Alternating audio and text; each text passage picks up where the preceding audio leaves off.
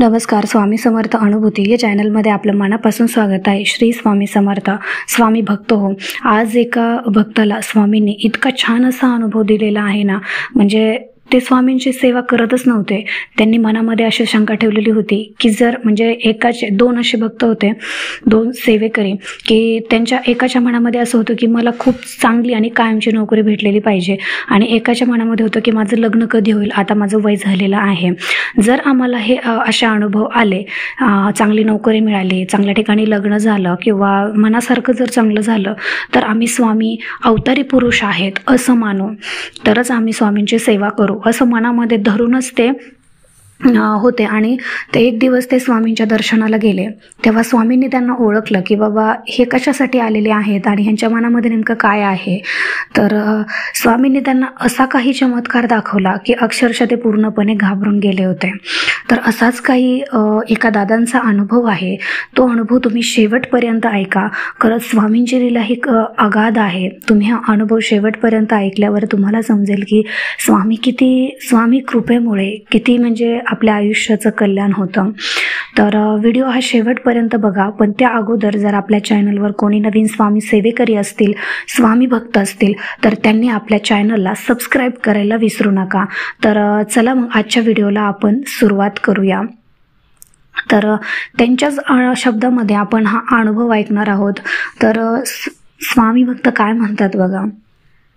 तर काय रे आमची परीक्षा, स्वामी काय म्हणतात, काय रे आमची परीक्षा बघता का तुम्ही? आम्ही अवतारी असो किंवा नसो, तुम्हाला काय करायचं आहे? तुम्ही फक्त तुमचे बघा ना. पहिला तू हो, तूच लवकर जोडा घे, जा होईल तुझे लग्न, आणि तू रे बैस एका ठिकाणी, भेटेल तुला कायमची नोकरी. निघा आता येथून, मोठे आले आमची परीक्षा बघणारे. असं स्वामींचं हे वाक्य. आणि ते बोलले. तर स्वामींच्या लीलांची ख्याती दिवसेंदिवस वाढत चाललेली होती. अक्कलकोटमध्ये येणाऱ्या भक्तांची गर्दी वाढत होती. दूरदूरचे भक्त अक्कलकोट येथे येत असत. शक्यतो अक्कलकोटला येताना सोलापूरपर्यंत रेल्वेने येत असत, आणि त्यातील काही भक्त तर सोलापूरपासून अक्कलकोटपर्यंत पायी चालत येतच. तर सोलापूरमध्ये सखाराम बापू म्हणून स्वामींचा एक अनन्य भक्त राहत होता. स्वामी भक्तीत आणि स्वामी नामात तो नेहमी रममाण झालेला असे. त्याचा एक नेम होता. सोलापूर ते अक्कलकोट पायी जाणाऱ्या भाविकांचा बापू नेहमी आदरातिथ्य करत असे. त्यांच्या जेवणाची सोय करत असे, राहण्याची सोय करत असे, आणि मनात आले तर कधी कधी त्यांच्यासोबत सुद्धा अक्कलकोट येथे पायी पण येत असत. तर एकदा बापू दोन भाविकांबरोबर अक्कलकोट येथे पायी येत होते. तर स्वामींच्या लीलांचे कौतुक बापू त्यांना सांगत होते. तर स्वामींची तोंड भरून स्वामी स्तुती पाहून स्तुती बापू करत होते. तर ह्या दोघा भाविकांना वाटले की बापू जरा जास्त स्वामींबद्दल सांगते आहेत. तर तेव्हा त्यातील एक जण बोलला की हे बघा, माझ्याकडे घरदार आहे, धन दौलत आहे, खूप पैसा आहे, भरपूर सगळं काही आहे. आता माझे वय 40 आहे, पण लग्नाचा योगच काही जुळून येत नाही. आणि दुसरा बोलला की मला माझ्या मनाप्रमाणे कायमची नोकरी मिळत नाही. तर तुम्ही इतके स्वामींबद्दल सांगताच आहात, तर आमच्या दोघांच्या मनाप्रमाणे झाले तर आम्ही मानू की स्वामी महाराज हे अवतारी पुरुष आहेत. हे त्यांचे खोचन बोलणे सोबत असणाऱ्या सर्व लोकांनी ऐकले. तेथील एक ब्राह्मण श्री आत्मविश्वासाने लागलीच उत्तर दिले, अहो आता बडबड करून काहीच भेटणार नाही. प्रत्यक्ष स्वामींचे दर्शन घेतल्यानंतरच तुम्हाला समजेल. त्यानंतर दोघेही मात्र गप्प झाले. सोलापूरहून अक्कलकोट येथे सर्व मंडळी पायी येत होती. स्वामींचा दरबार भरलेला होता. असंख्य दुःखितांचे प्रश्न स्वामी सोडवत आहेत. प्रत्येकाला त्याच्या पात्रतेनुसार मार्गदर्शन करत आहेत. स्वामींचे हे आगळेवेगळे कार्य पाहून हे दोघेही क्षणभरासाठी भारावतात आणि स्वामींच्या समोर दर्शनासाठी जातात. हात जोडून उभे तो अचानक स्वामी बोलतात. हात जोडून उभे राहतात तो स्वामी अचानक बोलतात, काय रे आमची परीक्षा बघता का? आम्ही अवतारी असो किंवा नसो, तुम्हाला काय करायचे आहे? तुम्ही फक्त तुमचे बघा ना. पहिला तू हो, तूच लवकर जोडा घे, जा होईल तुझे लग्न, आणि तू रे बैस एका ठिकाणी, भेटेल तुला कायमची नोकरी.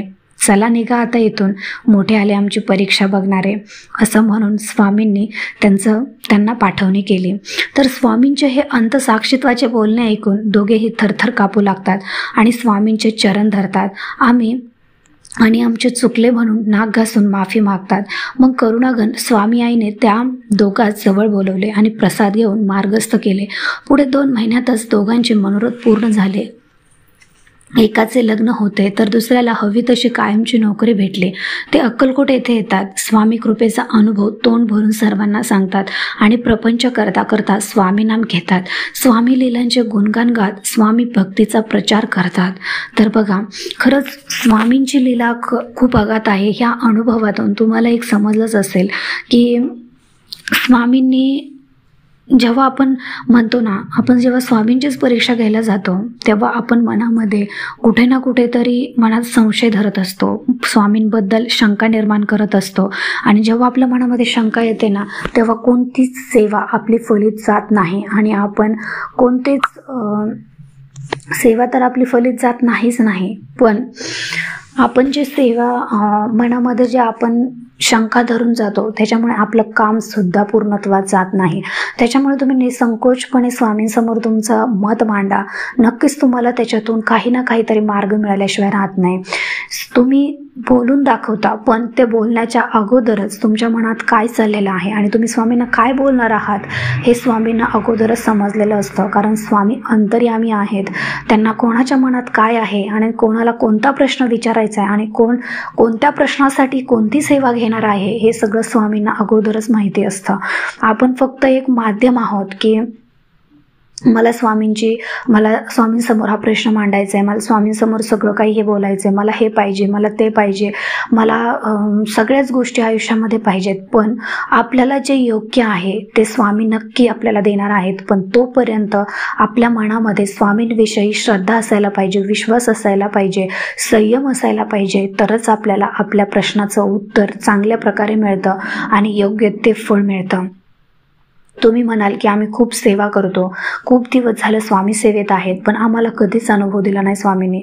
तुम्ही जर अगदी लहानपणापासून ते पूर्ण आयुष्य संपेपर्यंत जरी स्वामी सेवेत राहिले तरी तुमच्या मनामध्ये जर स्वामींविषयी शंका निर्माण होत असेल की स्वामी ही एवढी सेवा करते आणि स्वामी मला देतील का, मी किती दिवस झालं सेवा करते, मी एवढे पारायणं केली, मी तेवढे पारायणं केली, पण तरी स्वामींनी माझी इच्छा पूर्ण केली नाही, असे जर शंका तुम्ही मनात ठेवत गेले तर तुम्ही किती भलेही 100 पारायणं करा, 1000 पारायणं करा, तुम्हाला कधीच त्याचं फळ मिळणार नाही. पण तुम्ही मनामध्ये असं केलं, तुमच्या मनामध्ये तुम्ही पूर्ण विश्वास ठेवून त्या सेवा जर केली की काही झालं तरी स्वामी तुम्ही माझी किती परीक्षा बघायची तेवढी बघा, पण मी माझी सेवा सोडणार नाही. एक ना एक दिवस तरी तुम्हाला माझ्या सेवेचं फळ द्यावंच लागणार आणि माझी खात्री आहे की तुम्ही त्या सेवेचं फळ मला खूप चांगल्या प्रकारे आणि योग्यतेच द्याल. असा मनामध्ये विश्वास ठेवा आणि स्वामींवरतीही विश्वास ठेवा. नक्कीच तुम्हाला त्या सेवेचं फळ मिळाल्याशिवाय राहणार नाही. कारण स्वामी कधीच कोणत्या सेवेचं म्हणतात ना, ते ऋण ठेवत नाहीत, आपल्याला व्याजासकट परत करतात. अगदी तुम्ही कमेंटमध्ये सुद्धा श्री स्वामी समर्थ लिहिताना त्याचं सुद्धा फळ तुम्हाला मिळत असतं. पण काही लोकांच्या मनामध्ये स्वार्थीपणा जास्त असतो, शंका जास्त असतात. जोपर्यंत तुमच्या मनामध्ये मीपणा जात नाही, अहंकार जात नाही, शंका जात नाहीत, स्वार्थीपणा जात नाहीत, लोभी, मद, मत्सर, मोहमाया असे षडयंत्र जेव्हा जात नाहीत, तोपर्यंत तुम्हाला स्वामींचा कधीही अनुभव येणार नाही. तुम्ही निस्वार्थीपणे एखाद्याला मदत करा, निस्वार्थीपणे स्वामींची सेवा करा. नक्कीच तुम्ही भलेही एकदा सेवा करा आणि मनापासून करा, निर्मळ मनाने करा, तुम्हाला सगळ्या काही प्रश्नांची उत्तरं मिळून जातील आणि तुम्हाला योग्य तो मार्ग मिळेल. पण जर तुम्ही 24 तास जरी स्वामींची सेवा केली आणि तुमच्या मनामध्ये जर असं कडवटपणा असेल, कपटेपणा असेल, तर तुमच्या कधीच इच्छा पूर्ण होणार नाहीत. हे तितकंच खरं आहे. कारण स्वामी अंतर्यामी आहेत. प्रत्येकाच्या मनामध्ये काय चाललेलं आहे, कोण कशाचं नियोजन करत आहे हे स्वामी जाणतात. तर खरंच ह्या दोन्ही दादांचं लग्न म्हणजे अनुभव असे आहेत. एकाला नोकरी पाहिजे होती, एकाला लग्न करायचा वेग होता, सगळं काही होतं, पैसा पाणी, धन दौलत, घरदार, बंगला, गाडी सगळं काही होतं, पण लग्नाचा योग येत नव्हता. शेवटी त्याला स्वामींच्या समोर जाऊन झुकावंच लागलं, तर तेव्हाच त्याची इच्छा पूर्ण झाली. दुसऱ्या दादाचा असा अनुभव होता की त्याला नोकरी मनाप्रमाणे मिळत नव्हती, पण त्या दोघांनी मनामध्ये हाच प्रकार ठेवलेला होता की बाबा आम्हाला जर अनुभव आले तर आम्ही मानू. जेव्हा स्वामींनी हे बोलून दाखवलं आणि त्यांच्या मनातलं हे ओळखलं तेव्हा त्यांनाही कळलं की खरंच हे कोणीतरी अवतारी पुरुष आहेत आणि हे अंतर्यामी आहेत. आपण न बोलून दाखवता तरी सुद्धा आपल्या मनातली इच्छा कशी काय त्यांना समजली. तेव्हा त्यांना समजलं की खरंच स्वामींची लीला अगाध आहे. मग त्यांनी गावभर स्वामींचा तोंड भरून अनुभव सगळ्यांना सांगायला सुरुवात केली. हा सत्य अनुभव आहे. खरंच स्वामींची लीला अगाध आहे. तुम्ही स्वामींची मनापासून सेवा करा. नक्कीच तुम्हाला सेवेचा अनुभव आल्याशिवाय राहणार नाही. आता श्रावण महिना सुरू आहे. श्रावण महिन्यात तर तुम्हाला जेवढी जास्त स्वामींची सेवा करता येईल तेवढी जास्त करा. कारण या महिन्यामध्ये आपण कधी मांसाहार करणं बहुतेक लोक टाळतात. म्हणजे प्रत्येकाचं वेगळं असेल पण श्रावण महिना हा 12 महिन्यांपैकी एक पवित्र महिना मानला जातो. ह्या महिन्यामध्ये तुम्ही जेवढी जास्त सेवा कराल तेवढं तुम्हाला जास्त पुण्य लाभतं. तर हा छोटासा अनुभव होता पण खरंच खूप महत्त्वपूर्ण होता. आवडला असेल तर आपल्या चॅनलला लाईक, शेअर आणि सबस्क्राईब करायला विसरू नका. तर भेटूया अशाच एका नवीन अनुभवासोबत. तोपर्यंत सर्वांना श्री स्वामी समर्थ. धन्यवाद.